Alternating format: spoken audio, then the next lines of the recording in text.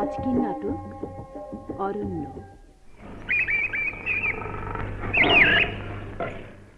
রচনা মোহাম্মদ বাকির, প্রযোজনা মোহাম্মদ সাদিকুর রহমান, নাট্যানুষ্ঠান অরণ্য।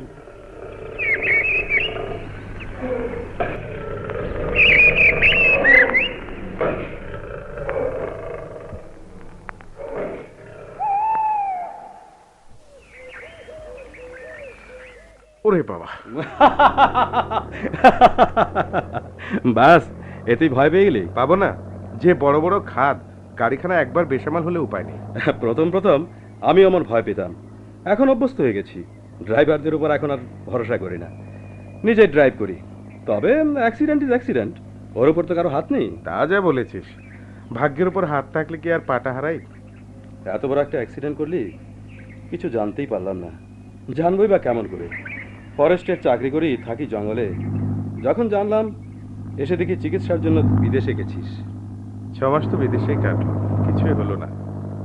মাঝখান থেকে বাবার অনেকগুলো টাকা খরচা গেল, অথচ ডান পাটা কেটে শেষ পর্যন্ত বাদ দিতেই হলো। তবুও তো ধনী মা বাবার সন্তান তুই, কোনো কিছুরই অভাব নেই। তোর জায়গায় অন্য কেউ হলে? তা বুঝি, ডান পাটা ছাড়া বাকি সব আছে। টাকায় সম্ভব হলে বাবা তাও কিনে দিত। চোখ দুটোর কিছুই হয়নি রে, সবুজ লাল নীল, সেই পুরাতন পৃথিবীটা সব স্পষ্ট দেখতে পাচ্ছি, আগের মতোই চলছে। আচ্ছা শহীদ, এবার একটা বিয়ে করে ফেল। খালাম্মাকেও তাই আমি বলে এসেছি। তা হয় না রে, পুরনো সব কিছুর সাথে পুরনো আমি যে আর নেই।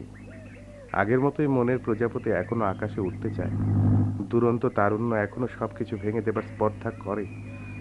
কিন্তু যখন দেখি ওরা সবাই করুণা দিয়ে আমার অস্তিত্বকে গ্রাস করতে যাচ্ছে, তখন না না, মানুষের করুণাকে আমি ঘৃণা করি কামরুল। কে আবার তোকে করুণা করেছে? ওই মেয়েটির কথাই ধর না, আমার বোনের ভাষায় দুধে আলতে যার গায়ের রং, মোনালিসার মতো যার হাসি। কিন্তু তুই বল, শিক্ষা দীক্ষা বংশ আভিজাত্য সব দিক থেকেই যার কিছুরই অভাব নেই, সে কেন আসবে একটা পঙ্গু ক্রাচে ভরা স্বামীকে বরণ করে নিতে? করুণা, বুঝলি, সবাই আমাকে করুণা করতে চায়। কিন্তু একজনের সঙ্গে তো তোর একটা ঘনিষ্ঠতা ছিল। ঘনিষ্ঠতা তো মানুষকে সবকিছু দিতে পারে না। মনে কর, আমার ডান পাটার মতোই সেও হারিয়ে গেছে। হ্যাঁ রে, ভাবি কেমন আছে? গেলেই দেখবি। হ্যাঁ, আনফরচুনেট, দুর্ঘটনার ফাঁকে তোর বিয়েটাও খাওয়া হলো না। এই সাবধান, সামনে মস্ত বড় খাদ। ও ভাবতে হবে না, গাড়ি ঠিকই বেরিয়ে যাবে।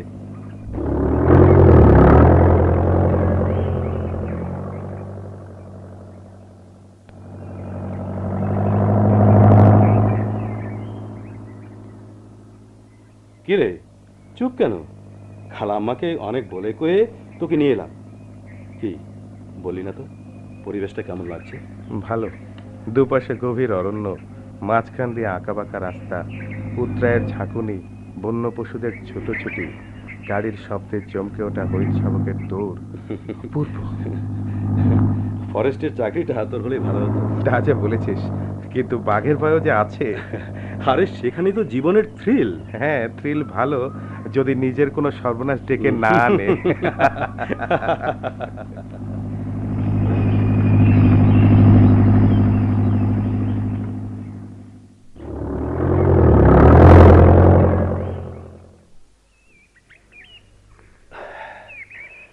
এসে গেলাম, এই আমার বাংলো। কালাচাঁদ, কালাচাঁদ। কালাচাঁদ হাটে গেছে। এই বুঝি তোমার 3 দিন? কাণ্ডজ্ঞানের একটা সীমা থাকা উচিত। ঝগড়াটা না হয় পরেই করো। বলেছিলাম না, জঙ্গলে যখন একা একা খারাপ লাগে তখন একজন সাথী নিয়ে আসবো, তাই আনলাম। কিরে শহীদ, নেমে আয়। ও দাঁড়া, আমি ধরছি। না না, আমি নিজেই পারবো।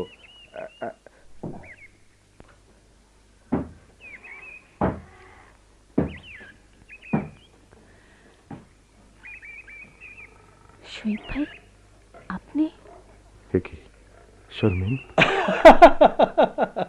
পরিচয় তাহলে আছে? যাক বাবা, বাঁচা গেল। পরিচয় করিয়ে দেওয়াটা আছে কি ঝামেলা? তোর সম্বন্ধী আর আমরা তো একই ক্লাবে যেতাম। থাক বাবা, এত কিছু জানার দরকার নেই। শর্মিন, ঘরে কিছু আছে তো? খিদের জ্বালায় পেট চোঁচো করছে। হ্যাঁ, যাচ্ছি। চল শহীদ, ভেতরে চল।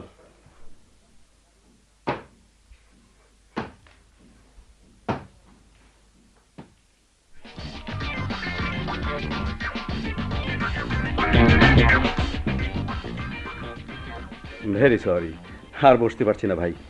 এমনিতে দেরি করে ফিরেছি, না জানি কত কাজ জমে রয়েছে। বিকেলের তোকে নিয়ে বেরোবো। সে তোকে ভাবতে হবে না, কালা চাঁদ রয়েছে, ওকে নিয়ে ঘোরা যাবে। হ্যাঁ, কালাচাঁদ ঠিকই পারবে। সমস্ত আনাচে কানাচে তার পরিচিত। ইস, 7টা বেজে গেছে। তোর ভাবি যাবার কোথায় গেল? এই তো আমি এসে গেছি। দেখি, এ কি গোলাপ ফুল? নতুন গাছটায় ফুটেছে। দেখি দেখি। আহ, সোজা হয়ে দাঁড়াও না। বাহ বাহ বাহ বাহ, চমৎকার। আমার কোটের রংটাই পাল্টে গেছে। দেখলি শহীদ, তোকে সাথে এনে কত লাভ হয়েছে। ভেবেছিলাম 3 দিনের কথা বলে 7 দিনে ফিরেছি, এবার নিস্তার নেই। কিন্তু তুই সঙ্গে আসাতে সে হয়তো থাকলোই না, উল্টো প্রেমটা কেমন জমেছে দেখলি। তুই যাবে? যাচ্ছি যাচ্ছি, আসি রে শহীদ।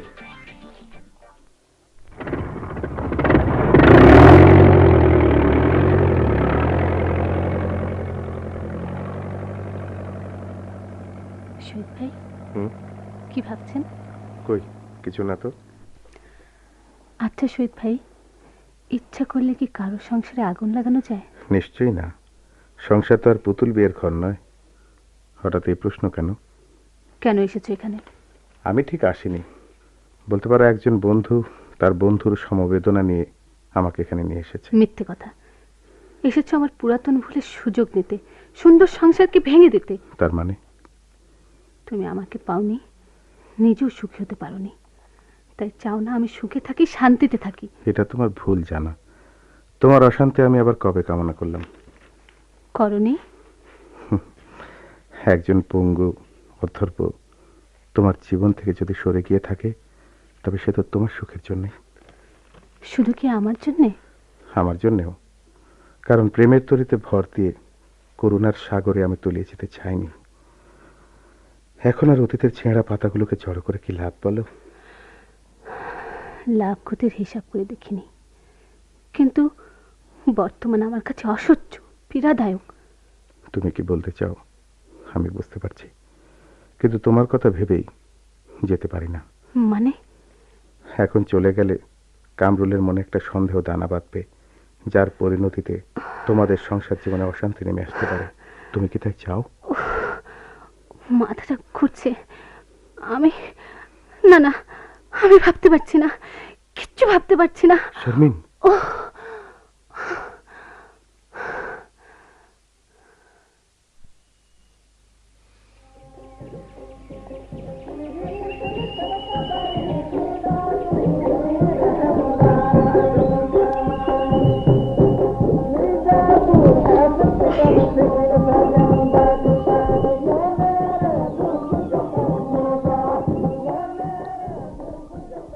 আজ মাঘী পূর্ণিমা, পাহাড়িয়ারা নাচে গানে মত্ত। শুনেছি ঠিক এমনই দিনে পাহাড়িয়া তরুণ তরুণীরা বরণ করে নেয় আপন জনকে। হয়েছে দুটি তরুণ তরুণী, হয়তো ভাবি গেলে স্বপ্নে বিভোর।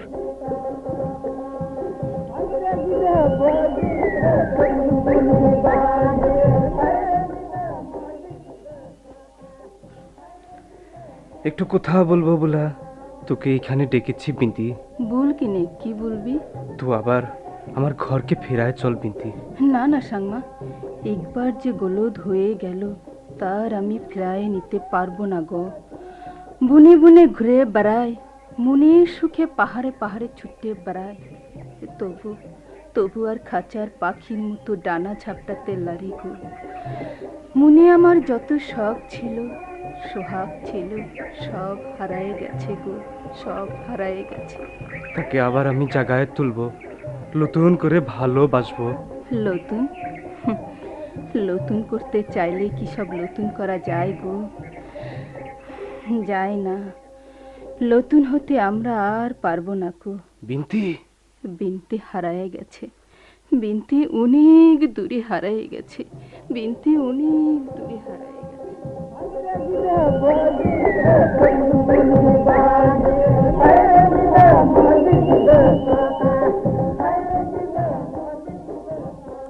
বাবু হুম, চলেন যাই, চলো। রাস্তাটা একটু ভাঙ্গা, আমার ধৈর্য পারন। খুব পারবো রে, তুই যা।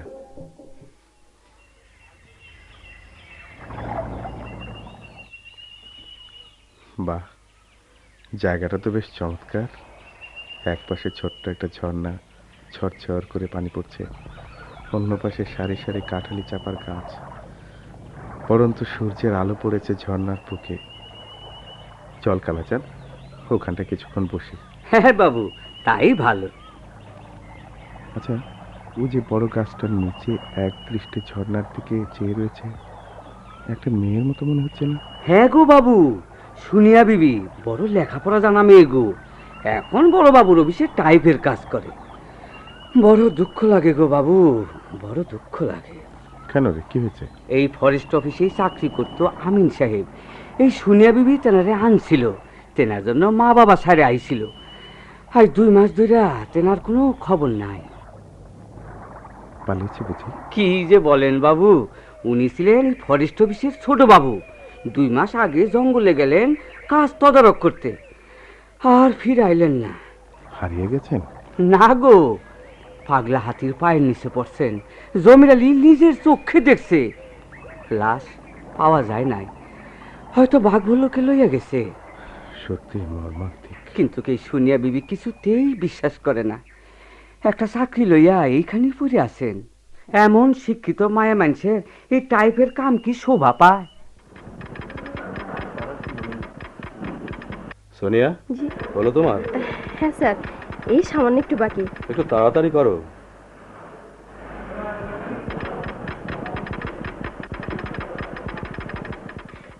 জি স্যার, হয়ে গেছে। হুম হুম হুম। এই দেখো, 1 পৃষ্ঠা টাইপ করতে হয়েছে 5টা ভুল। ভুল? মানে স্যার, এই একটু তাড়াতাড়ি করতে গিয়ে শেষে। বসো। তোমার বাবা কি চলে গেছেন? ভবিষ্যৎ আর এমন হবে না স্যার। কাজের তো কোনো কৈফিয়ত চাচ্ছি না। তুমি তো নিজেও জানো, আমিনের স্ত্রীকে বসিয়ে বসিয়ে বেতন দিতে আমাদের আপত্তি নেই। কিন্তু স্যার, আমি 10 জনের সাথে কম্পিট করেই চাকরি নিয়েছি। তাকে কেউ অস্বীকার করেছে নাকি? তবে যে বললেন, তুমি কি আমিনের স্ত্রী নও? হলেও সেই অধিকার আমি বসে বসে বেতন চাই না। চা খাবে? জি না, হঠাৎ উত্তেজিত হয়ে পড়েছিলাম স্যার, ক্ষমা করে দেবেন। দেখো, আমিন ছিল এই অফিসের দ্বিতীয় ব্যক্তি, তাকে ছোট ভাই হিসাবেই দেখতাম। সেই সুবাদেই তোমাকে স্নেহ করি। আপনি আমাদের জন্য অনেক করেছেন স্যার, সেদিন কোনো দিন ভোলার নয়। এটা কিন্তু বেশি বলে ফেলেছ। যাক, এটা তো সত্য। আমি তোমার মঙ্গল চাই, সুখ চাই। সুখ আর পেলাম কই স্যার, সুখের জন্য সব ছেড়েছি। বাবা মার চোখের পানি, ভাই বোনের স্নেহ মমতা, সব। কিন্তু কিন্তু কিছুই তো পেলাম না স্যার। সোনিয়া, আমার কথাটা রাখো প্লিজ। তোমার বাবার মনে আর কষ্ট দিও না। বহু আগেই তো এদেরকে ছেড়ে এসছি, কেন অযথা নতুন করে কষ্ট করতে আসেন? তিনি তো বাবা, তোমার জন্মদাতা, মেয়েকে ফিরিয়ে নিতে এসেছেন। আচ্ছা, এই বুড়ো বয়সে তিনি বারবার আসছেন, তোমার কি এতটুকু মায়া হয় না? হয় স্যার, হয়। এত মায়া হয় যে হৃদয় ভেঙে যেতে চায়। তিনি আমাকে কত ভালোবাসেন আপনাকে বুঝিয়ে বলতে পারবো না স্যার। তার উৎসাহ না পেলে লেখাপড়া আমার হতো না। আমাদের বিয়ে তো বাবার অন্তরের দোয়া ছিল স্যার, হয়তো সমাজের চাপে বাহ্যিক স্বীকৃতি দিতে পারেননি। আর সেই বাবা আজ কাঙালের মতো ঘুরছেন, যাকে সামনে পাচ্ছেন তাকে ধরছেন। জানো, গতকাল আমার হাত দুটি চেপে ধরেছেন, বলেছেন যে করেই হোক তোমাকে রাজি করাতে হবে। কিন্তু স্যার, আমিনের প্রতি কেমন করে অবিচার করব? আপনি তো শুনেছেন ও চেয়েছিল কলেজে অধ্যাপনা করতে। একমাত্র একমাত্র আমার ইচ্ছা এখানে চাকরি নিয়েছে। সেই আমিনকে ছেড়ে আমি কেমন করে যাব স্যার? কিন্তু কিন্তু সোনিয়া সে তো নেই। মিথ্যে কথা। না না স্যার, দোহাই দোহাই আপনার, লোকে যা খুশি বলুক, কিছুই আসে যায় না। আপনি আপনিও কথা বলবেন না। আমি বিশ্বাস করি না, বিশ্বাস করি না।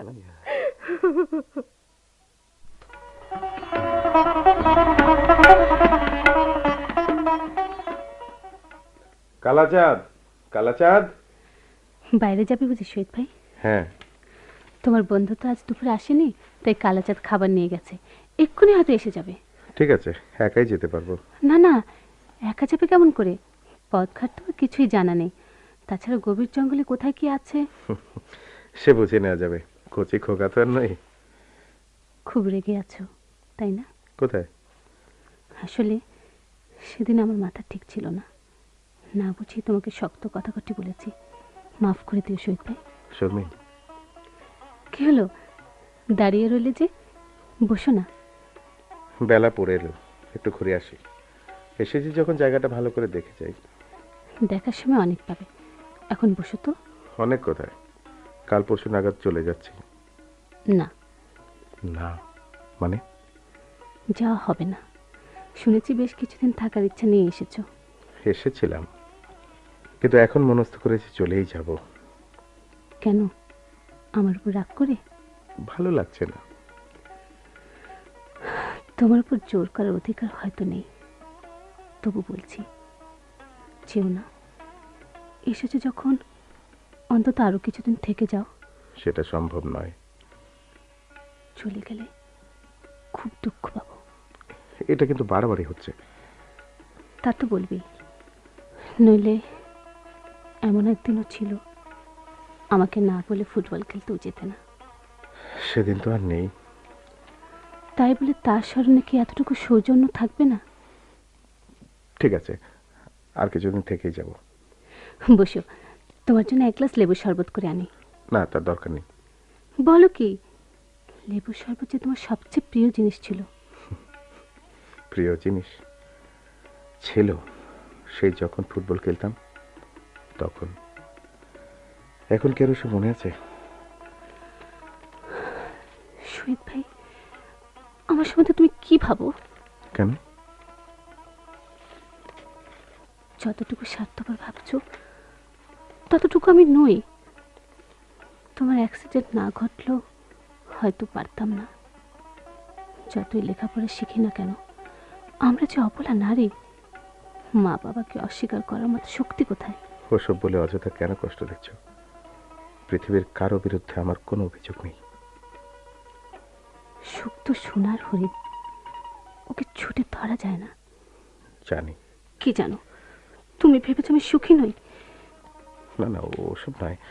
ওই যে তুমি বললে সুখ হচ্ছে সোনার হরিণ। তুমি নিশ্চয়ই কিছু গোপন করছো। হয়তো তোমাকে কেউ বলেছে আমি সুখী নই, কিন্তু যে বলেছে সে মিথ্যুক। না হয় আর কি করেই বলেছে। আমার কোনো দুঃখ নেই। আমি আমি সুখী শহীদ ভাই, আমি সুখী।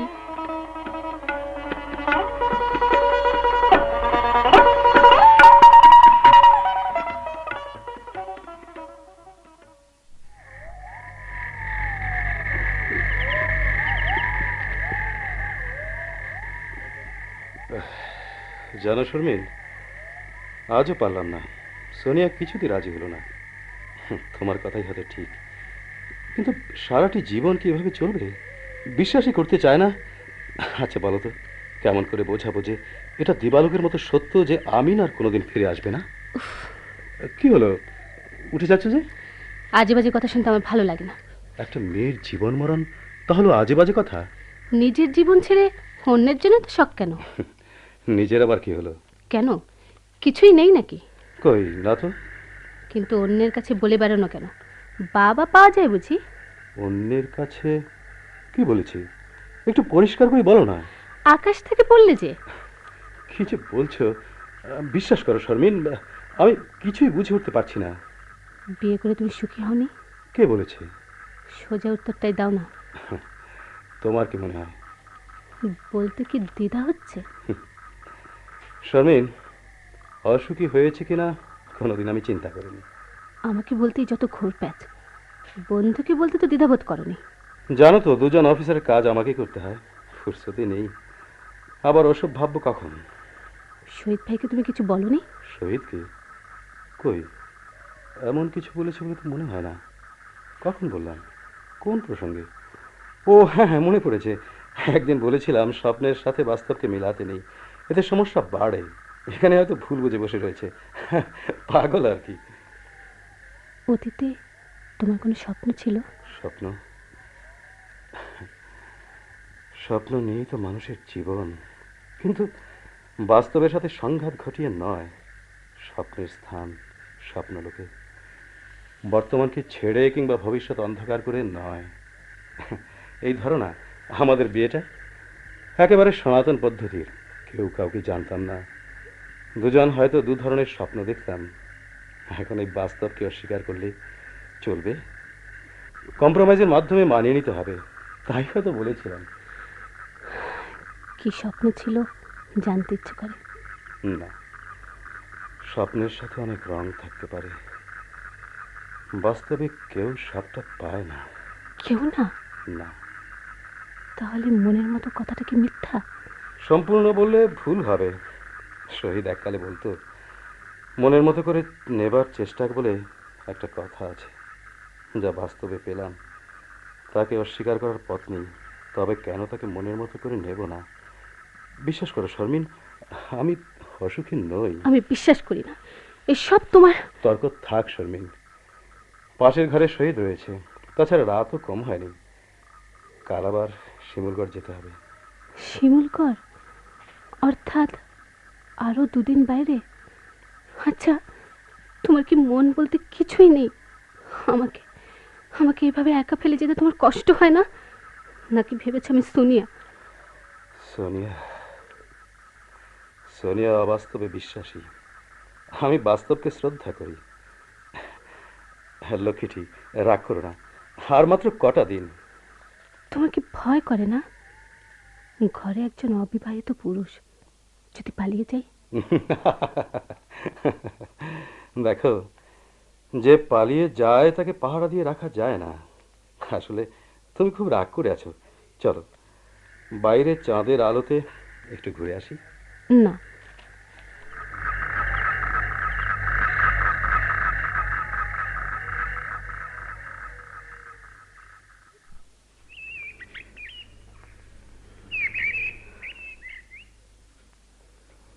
প্রতিদিন লোকটা এখানে আসে আমার জন্যে? ছি ছি ছি, কি ভাবছি? একটা পানি খোঁড়া হয়তো, মনে অনেক দুঃখ। ইস, আকাশটা মেঘে মেঘে ছেয়ে গেছে, প্রচণ্ড ঝড় আসবে। আচ্ছা, লোকটা কি দেখতে পাচ্ছে না? একেবারে তন্ময় হয়ে বসে আছে। সন্ধ্যাও হয়ে এলো, ঝড় এলে যাবে কেমন করে? একে তো ঝড়, তার উপর জঙ্গলের পথঘাট, হয়তো কিছু খেয়াল নেই। লোকটা পঙ্গু। না না, আমি যাই।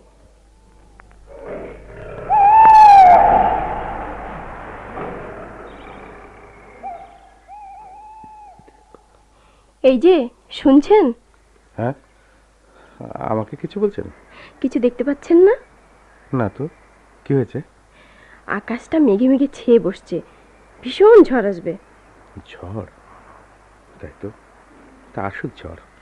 অনেকদিন ঝড়কে দেখিনি। মানে? শহরে থাকি কিনা, দালান কোঠার মাঝে কি ঝড়কে দেখা যায়?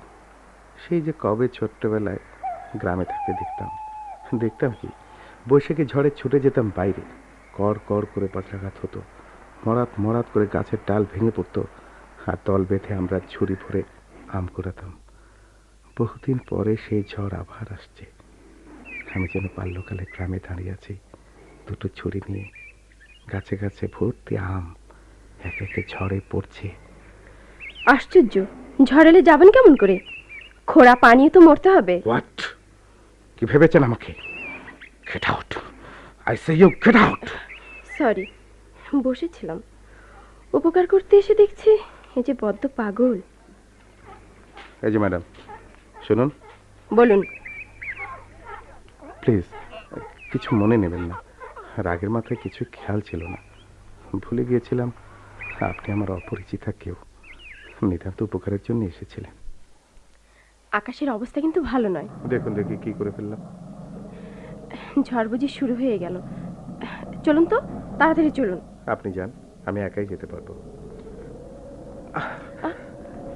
এই যে পড়ে গেলেন, ধরুন আমার হাত ধরুন। না না, হ্যাঁ আমি পারবো, আপনি যান।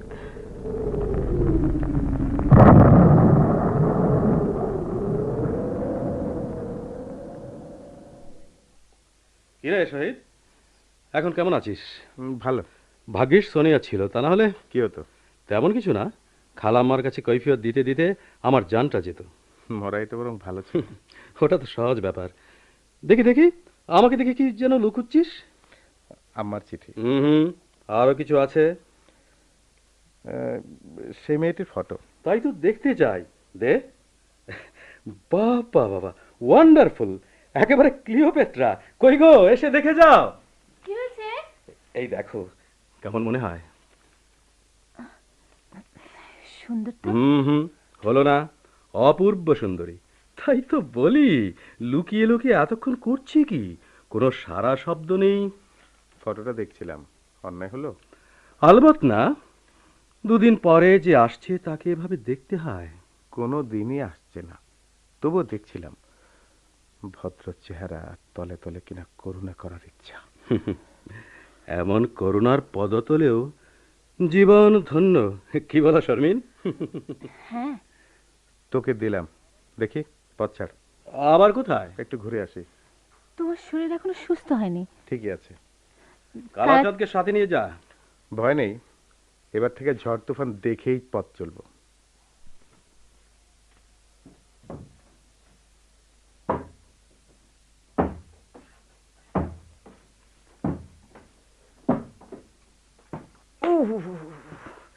তেল মালিশ করতে করতে হয়রান হয়ে গেলাম। কিরে কালাচাঁদ, পায়ে কি হয়েছে? তেল মালিশ করছি গো বাবু, বড় ব্যথা। হইব না, তিনটা দিন 1 মিনিটও বসা নাই, খালি হাডা আর হাডা। কোথায় এত হাঁটাহাঁটি করলি? কালাসাদ পারবো না এমন কাম আছে নাহি। আজকে বিকালে যখন পাহাড়ে যাবো তখন দেখবেন। কোথায় নিয়ে যাবে? ঝর্ণার তীরে গো, প্রত্যেকদিন যেখানে যান ওইটা তো কিছুই না। আরো কত বড় বড়, কত সুন্দর সুন্দর গাছ। আপনার জন্যই না তো কষ্ট করলাম। আমার জন্য? হ্যাঁ গো, কেন রে? আপনার ঝর্ণার তীরে বসে থাকতে খুব ভালো লাগে। হ্যাঁ, তার লেগেই তো এত কষ্ট করলাম। কে বললো তোকে? আমি কি আর জানি না, প্রত্যেক দিন ওই ঝর্ণাটার তীরে গিয়া বসেন। তাই না আম্মা কইলেন, দেখতো কালাসাদ আরো সুন্দর ঝর্ণা আছে কিনা। তাই না তো খোঁজাখুঁজি। ওই তো আম্মা জানাই বসছেন। আচ্ছা আম্মা জান, আপনি কইছিলেন না আরো সুন্দর একটা ঝর্ণা খুঁজে বাইর করতে? ওদিকে রান্নাঘরে সব পড়ে রয়েছে, সে খেয়াল আছে? আমি খুঁজে খুঁজে হয়রান, আর উনি দিব্যি বসে বসে বকর বকর করছেন। অত যা। ইস, অত কষ্ট করলাম, তার কোনো দামই নাই। ঠিক আছে, যাইতাছি। সত্যি তোমার জন্য কালাচাঁদের খুব দরদ। সেদিন বলল, আচ্ছা নতুন বাবু ঝর্ণার পাশে বসে থাকতে খুব ভালোবাসেন না, আরো সুন্দর একটা খুঁজে দেখাবো। বললাম, বাবুর জন্য যখন এত দরদ, জানা। ওই ঝর্ণাটির পাশে প্রতিদিন বসে কিনা, তাই হয়তো ভেবে বসেছে। আসলে খুবই সরল। আজ ওখানে যাচ্ছ বুঝি? তুমিও পাগল হলে আমি যাব ঝর্ণা দেখতে? তাহলে লোকে যা ভাবে তাই কি সত্য? লোকে আবার কি ভাবে? না না, কিছু না। তুমি আর ঝর্ণার পাশে যেও না শহীদ ভাই। কেন? ওই যে রাধুনিটা প্রতিদিন বিকালে বসে থাকে, আসলে ওর ছায়া মারালেও পাপ জানো। একটা সুপার আমিন ওই মায়াবিনীর ফাঁদে পড়ে শেষ হয়ে গেছে। সেদিন না মেয়েটার গুণকীর্তন করলে? সেদিন? হ্যাঁ হ্যাঁ, তখন আসলে পরিচয় জানতাম না, ভেবেছিলাম স্বামী অন্তঃপ্রাণ, কিন্তু তা নয়। মায়াবিনী রাক্ষসী, মানুষকে গ্রাস করার তার পেশা। এখন ধরেছে তোমাকে। নিজেই যে গ্রাসে পড়েছে, উদ্ধারের উপায় নেই, আবার কিনা অন্যকে গ্রাস। যারা খবরটা দিয়েছে না বুঝে নিতান্ত ভুল করেছে। সোনিয়াকে আমি চিনি শারমিন। দুদিনের পরিচয় একজনকে চেনা যায় না শহীদ ভাই। যারা বলেছে ছোট থেকে তারা ওকে চেনে, ওদের ভুল হতে পারে না। তর্কের খাতিরে না হয় মেনেই নিলাম, তবে ওরা যদি আবার আসে বলে দিও আমি ওদের কেউ নই। যদি গ্রাস করে ফেলে তাদের কোনো ক্ষতি হবে না। এতেও যদি না মানে বলো আমার ভালো মন্দ ভাববার অধিকার কাউকে আমি দিইনি, যা বুঝবার নিজেই বুঝে নেব।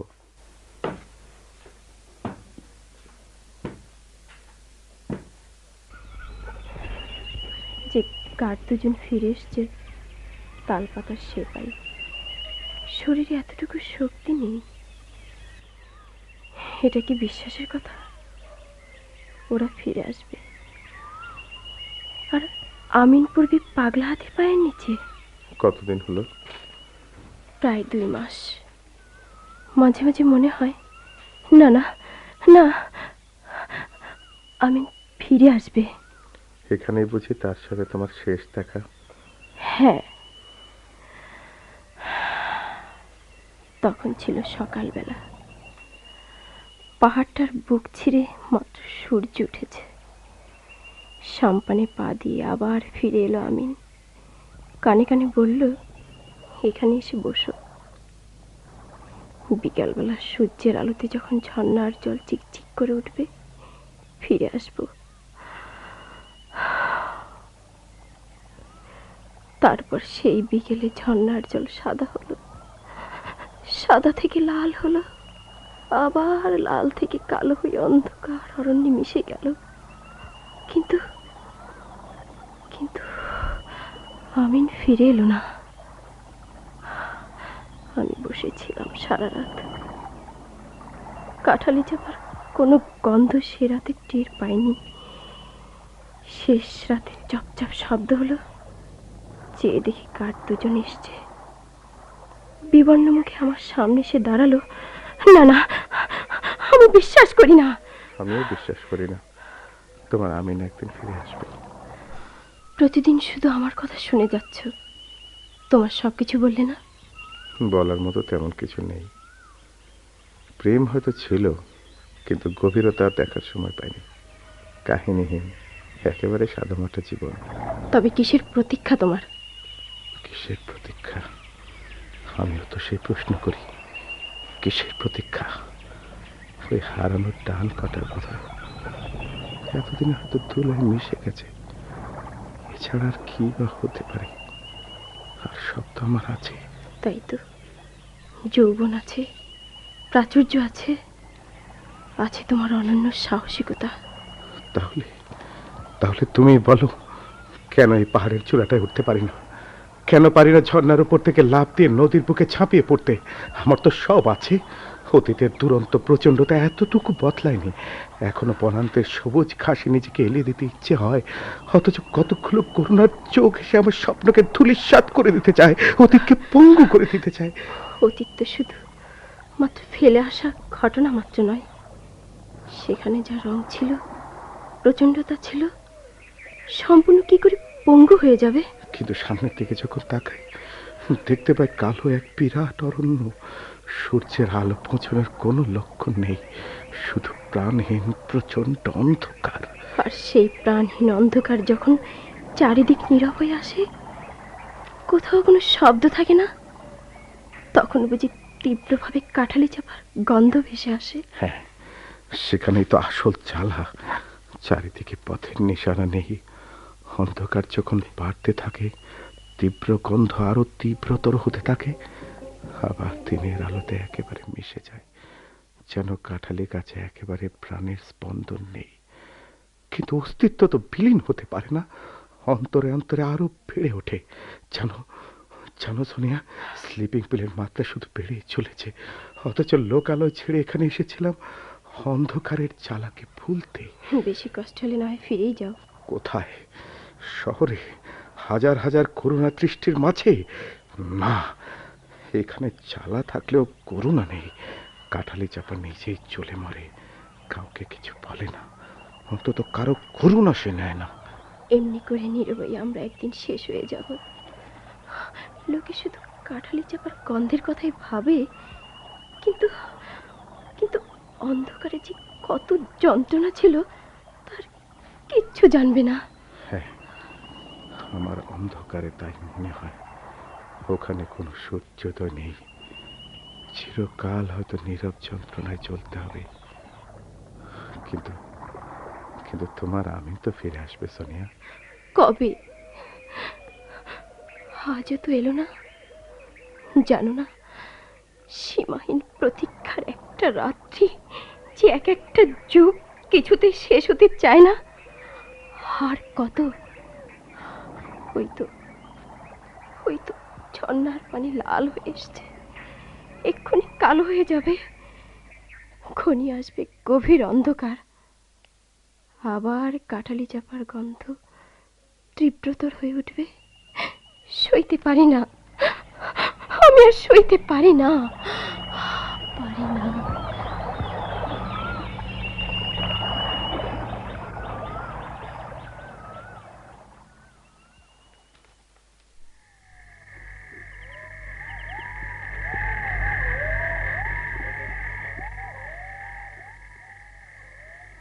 রাত তো অনেক হলো শহীদ ভাই, এখনো শুতে যাওনি?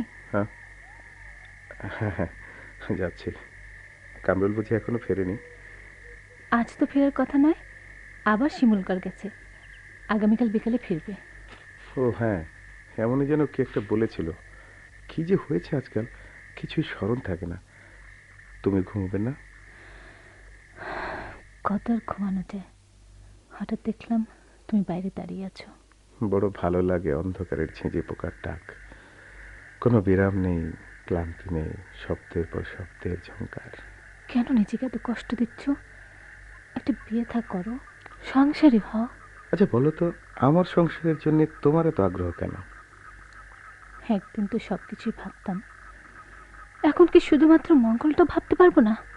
এখনো কি আমাকে আগের মতো ভালোবাসো? এখনো তোমার মঙ্গল কামনা করি। আমি কিন্তু ভালোবাসার প্রশ্ন করেছি। আমাকে আমাকে দ্বিচারিণী জানলে তুমি সুখী হবে? শুধু জানতে চাই। যদি বলি বাসি, তাহলে কি আমার হাত ধরে আজ রাতে পালিয়ে যেতে পারবে? পারবো। কেন পারবে? আমার সুখের জন্য। কিন্তু আমার পঙ্গুত্ব তো কোনোদিন ভালো হবে না। সে তো একটা পায়ে, ক্যান্সারের মতো সমস্ত দেহে নয়। মনে তোমার উদ্যমতা আছে, জ্বালা যন্ত্রণা আছে। আর কামরুলের? এক দুর্বেদ্য দুর্গ, সেখানে প্রবেশের পথ নেই। হয়তো চেষ্টা করনি। বড় বড় বুলি রহমিকা নিজেকে তো ঘিরে রেখেছে, সব ধিক্কারও কোনো পরিবর্তন হয় না। আসলে দাম্ভিকতার মিথ্যা আবরণ। নইলে মানুষের কি ঈর্ষা থাকে না, হিংসা থাকে না? তবে কি স্বর্গের দেবতা? দেবতা আমার কাম্য নয়। আমি মানুষ চেয়েছি, সেই মানুষ যার কাছে হিংসা আছে, ঈর্ষা আছে, আর আছে জয় করে নেবার প্রচন্ড শক্তি। যাক, তবু সান্ত্বনা পেলাম, আমাকে এখনো ভালোবাসতে পারো। একটা নারীর অসহায়ের মনের সুযোগ নিতে লজ্জা লাগে না? ঘৃণা বোধ হয় না? তাহলে যাও না, গলা ফাটিয়ে সবাইকে জানিয়ে দাও শর্মিন দ্বিচারিণী। সে একজন পঙ্গুর হাত ধরে পালিয়ে যেতে পারে। তোমার কার্যকলাপই বলতে বাধ্য করেছে। সেদিন বলিনি ডান পাটার সাথে তোমার ঝামেলাও কেটে বাদ দিয়েছি? তবু কেন বারবার আঘাত হানতে আসো? কেন আমার পুরাতন দম্ভটাকে চালিয়ে তোলো? মনে করেছো এখনো তোমাকে চিনতে বাকি আছে? তুমি তুমি এসেছো পুরাতন ব্যথার প্রতিশোধ নিতে, আমার অসহায়ত্বের সুযোগ নিতে, আগুন জ্বালাতে। তুমি তুমি একটা জঘন্য পশু। তুমি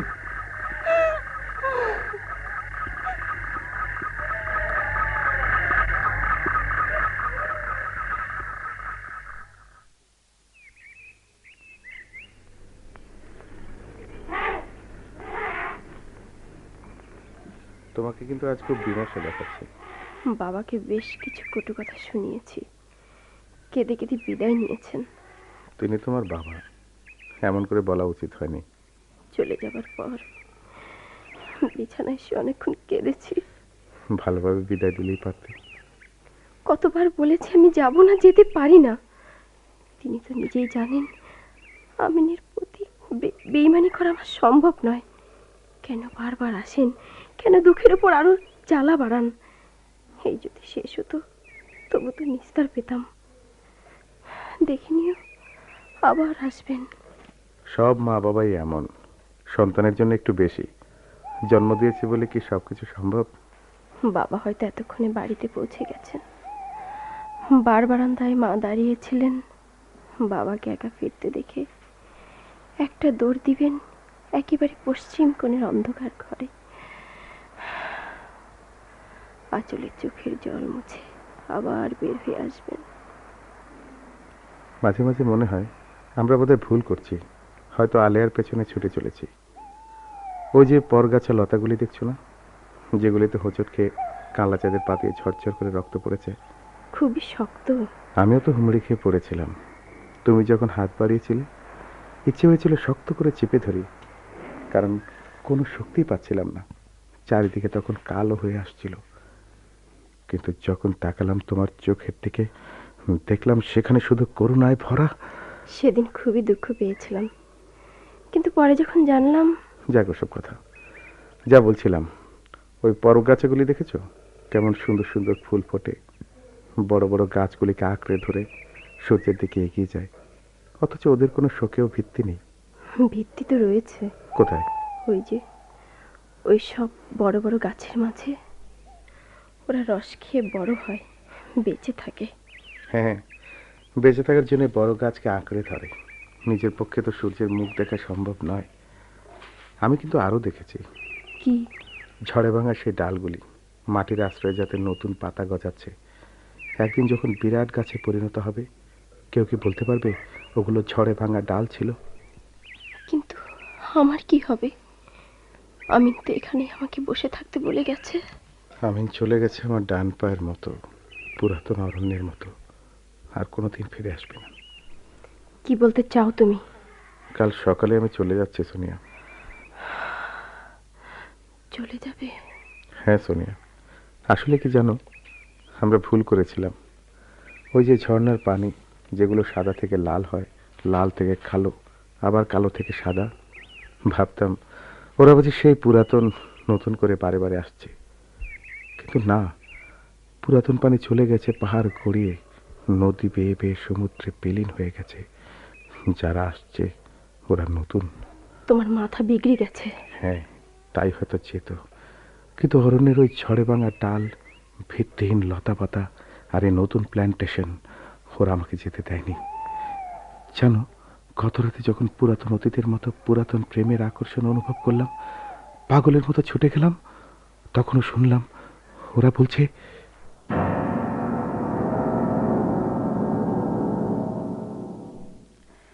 কি হলো, ফিরে এলে যে?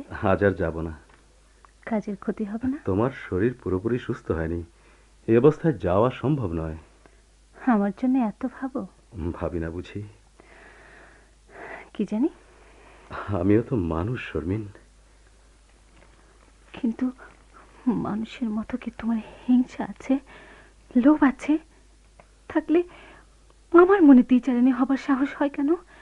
কেন অপরের হাত ধরে পালিয়ে যাবার প্রচন্ড ইচ্ছা জাগে? সে তো ক্ষণিকের ঝড়, দেখো না, ঝড়ের তাণ্ডবে জনপদের ভিত নড়ে ওঠে, অনেক সাজানো বাগান ক্ষত বিক্ষত হয়ে যায়, কিন্তু সে তো ক্ষণস্থায়ী। আবার সবুজ ঘাসে পৃথিবী ভরে ওঠে না। কিসের জোরে তোমার এই দাবি? ওই পোশাকের স্বামিত্বের অধিকারে? না, বর্তমানকে গ্রহণ করার দৃঢ় প্রত্যয়ের জোরে। তোমার অতীত এত সুন্দর ছিল না? থাকলে কি লাভ হতো? বর্তমানকে কেমন করে অস্বীকার করতাম? আমার সুন্দর অতীত ছিল, তাই বর্তমান অসুন্দরকে অস্বীকার করার সাহস আছে। কিন্তু পারা তো সম্ভব নয় শর্মিন। কেন নয়? অস্বীকার করা যায় না বলে। আমাদের নতুন যে অতিথি পৃথিবীতে আসছে, তাকে অস্বীকার করতে পারবে? নতুন অতিথি? ডাক্তার তো তাই বললেন। আমি আমি হ্যাঁ, তুমি মা হতে যাচ্ছ শর্মিন। পারবে? পারবে মায়ের দাবি নিয়ে যে আসছে তাকে গলা টিপে হত্যা করতে? না, তার মায়ার বাঁধন কেটে বেরিয়ে যেতে? না। কেন পারবে না? একটু আগে যে বললে তোমার একটা সুন্দর অতীত ছিল, তাই বর্তমান অসুন্দরকে অস্বীকার করার সাহস তোমার আছে? না না, আমি পারবো না, আমি পারবো না, আমি কিছুতেই পারবো না কামরুন।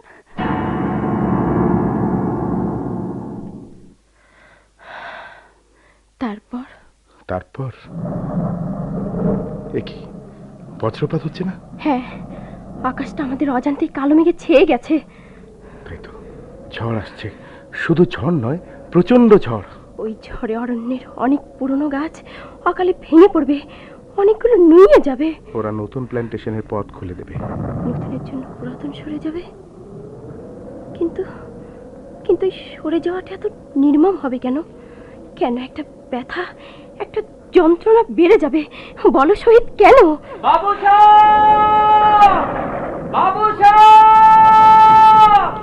কালাচাঁদের গলা না?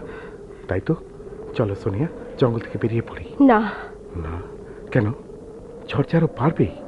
ঝড়কে বুকে নিয়েই তোমার পথ চলা। তাই বলে ঝড়ে জঙ্গলে থাকতে নেই, গাছপালা ভেঙে পড়তে পারে। চলে এসো গো বাবু, চলে এসো। সরে এসো সোনিয়া, সরে এসো। দেখছো না সামনের গাছটা ভেঙে পড়ার উপক্রম হয়েছে, যে কোনো মুহূর্তে ভেঙে পড়তে পারে। সরে এসো। না, সরে এসো। না, এসো। না, না, না। সোনিয়া, সোনিয়া। বাবু, বাবু, বাবু।